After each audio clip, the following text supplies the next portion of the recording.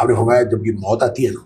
تو موت مومن کی موت اور کافر اور منافق کی موت میں فرق ہوتا ہے، اور ظاہر ایک جیسی ہے۔ اس وقت آپ نے فرمایا جب مومن بالکل آخری اس کا مرحلہ ہوتا ہے، دنیا سے منتقل ہو رہا ہوتا ہے آخرت کی طرف، ٹھیک ہے، تو اس موقع پر جو ملک الموت ہے وہ جنت سے کفن لے کے آتا ہے، خوشبودار کفن، اس کے ساتھ فرشتوں کی ایک پوری ٹیم ہوتی ہے، اور وہ آ کے سارے بیٹھ جاتے ہیں، فرشتوں کی ڈیوٹیاں لگ جاتی ہیں اور ایک پورا ماحول بن جاتا ہے، اور پھر آ کے ابھی وہ اسی دنیا میں پڑا ہے، ٹھیک ہے، تو فرشتہ جو ہے ملک الموت اسے کان میں کہتا ہے ایتھا النفس الطیبہ، اے پاکیزہ روح نکلو، اخرجی، نکلو، کدھر جانا نکلا؟ الی مغفرۃ من اللہ ورضوان، اللہ کی مغفرت کی طرف اور اللہ کی خوشنودی کی طرف نکلو۔ گویا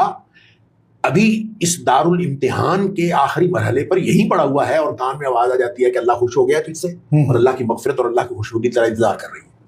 اب آپ یہ بتائیں جس کو یہ خبر مل جائے اس دنیا میں پڑے ہوئے میرا اللہ مجھ سے راضی ہے اور میرا اللہ کی مغفرت میرا انتظار کر رہی ہے، تو پھر وہ کیا کرے گا؟ حدیث کے الفاظ ہیں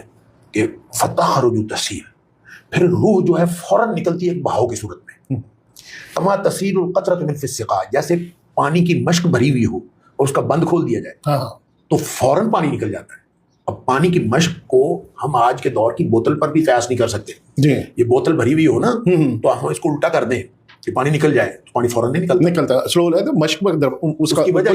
وجہ یہ ہے کہ اس کا پیٹ بڑا ہے، بوتل کا دھانا چھوٹا ہے، دھانا چھوٹا، جو مشق ہوتی ہے اس کا پیٹ اور اس کا دھانا ایک جتنا ہوتا ہے، صرف بند بندہ ہوتا ہے، تو جو ہی بند کھولا جاتا ہے وہ فوراً نکل جاتا ہے۔ بالکل نبی کریم صلی اللہ علیہ وسلم اس کی روح فوراً نکلتی ہے کیونکہ اس کو خبر مل جاتی ہے کہ میرا اللہ مجھ سے راضی ہے اور میرا اللہ جو ہے اس کی مغفرت میرا انتظار کر رہی ہے، فوراً نکل۔ اس کا مطلب پہلے مرحلے پہ آپ تو بات کر رہے ہیں برزخ کی، آپ کا تو سوال ہے برزخ کا، میں عرض کر رہا ہوں ابھی اسی دنیا میں پڑے ہوئے جو پہلا مرحلہ ہے، موت کا جو میسج آتا ہے وہ بھی اس انجام کے مطابق آتا ہے جو انجام ہونے والا ہے۔ اور کافر اور منافق کی جب موت آتی ہے، جب گناہگار کی، گناہگار اصل میں دیکھیں فرق تھوڑا سا ہے، وہ گناہگار اور کافر اور منافق میں کیا فرق؟ کیا گناہگار مومن بھی ہو سکتا ہے،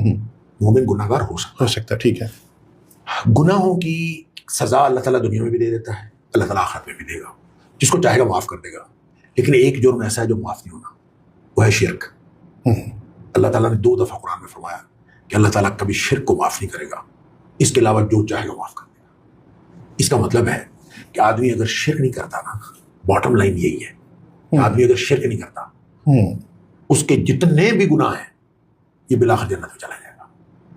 ایسا ہے؟ یس آف کورس، اگر شرک نہیں کرتا، دیکھیں یہ تو اس کے بارے میں یہ تو قرآن نے کہہ دیا 2 دفعہ آیت کہ ان اللہ لا یغفر ان یشرک بہ، اللہ کبھی بھی اس کو معاف نہیں کرے گا جو شرک کے ساتھ چلا گیا۔ اچھا شرک معاف نہیں ہوگا اس کا مطلب یہ نہیں ہے کہ توبہ سے بھی معاف نہیں ہوتا، توبہ تو کر لے تو شرک معاف ہو جاتا، ٹھیک ہے، جو شرک پر قائم رہا، جو شرک پر مر گیا، کفر پر مر گیا، اس کا شرک یا کفر اللہ نے معاف نہیں کرنا، ٹھیک ہے، وَيَغْفِرُ مَا دُونَ ذَلِكَ لِمَن يَشَاءُ، اس کے علاوہ جو بھی ہوگا اللہ جس کو چاہے گا معاف کر دے گا۔ پھر کیا رہ گیا پیچھے؟ حدیث قدسی ہے۔ اچھا یہاں پہ ایک میں پلیز آپ سوال کر لیں، بعد میں کرتا ہوں۔ اچھا میں کرتا ہوں، حدیث قدسی ہے، میں بات اور واضح ہو جائے گی۔ جی ترمذی شریف کے اندر ہے، صحیح حدیث ہے،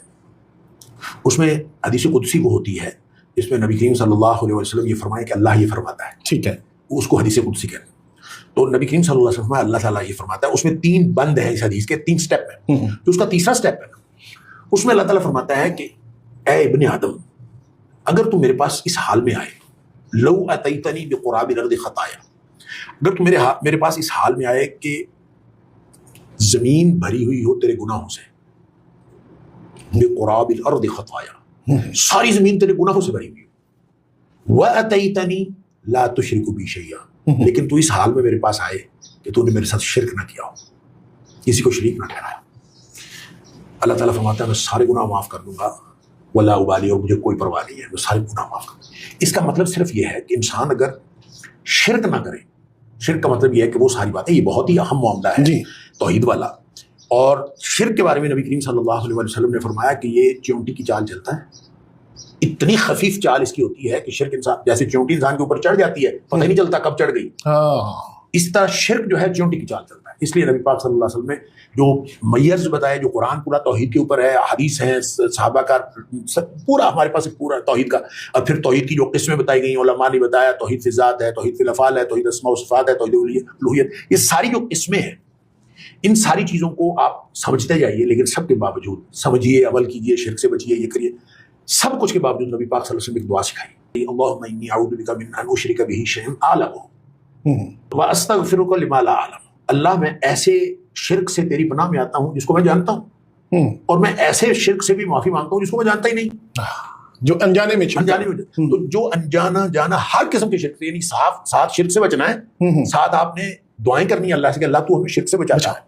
اگر تو کوئی شخص اس طرح سے ہے، شرک سے بچا ہوا ہے، تو اس کی تو بالآخر مغفرت ہو جائے گی۔ دیکھیں نبی پاک صلی اللہ علیہ وسلم نے فرمایا کہ جس کے دل میں ایک رائی کے دانے کے برابر بھی ایمان ہے وہ جہنم میں نہیں جا سکتا، اور جس کے دل میں ایک رائی کے دانے کے برابر بھی تکبر ہے وہ جنت میں نہیں جا سکتا۔ واہ، دونوں ایکسٹریم۔ جس کے دل میں رائی کے دانے کے برابر بھی تکبر ہے وہ جنت میں نہیں جا سکتا۔ لہذا اس کا مطلب یہ ہے کہ اگر کوئی شخص اللہ کا ہو، اللہ کا ہو، واہ واہ، باغی نہ ہو، باغی نہ ہو، منکر نہ ہو، بس اللہ کا ہو، جتنی مرضی غلطیاں کر لے معافی اسی سے مانگے نا، یا اللہ میں تیرا ہوں تو مجھے معاف کر دے، اچھا کسی اور کے در پہ تو نہ جائے۔